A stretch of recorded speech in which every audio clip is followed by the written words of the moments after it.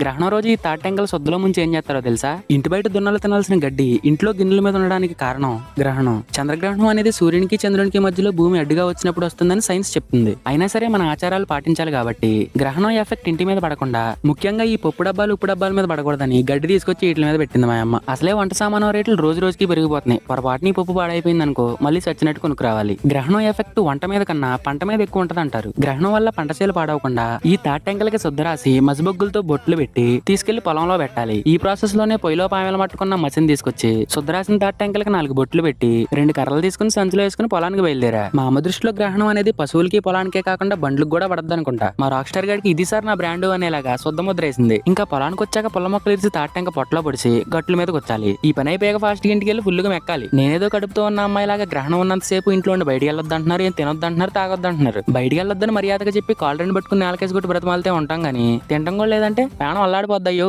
ఈ కంగారులో ఇంటికి వెళ్దామని ఫాస్ట్ వచ్చి చూస్తే మా రాక్ స్టార్ గడు కాలర్ కొట్టుకుని కూర్చున్నాడు. నా కాళ్లే అనుకున్నా, బయటకు వస్తే ఈడి కాళ్ళు కూడా ఇరుగుతున్నాయి.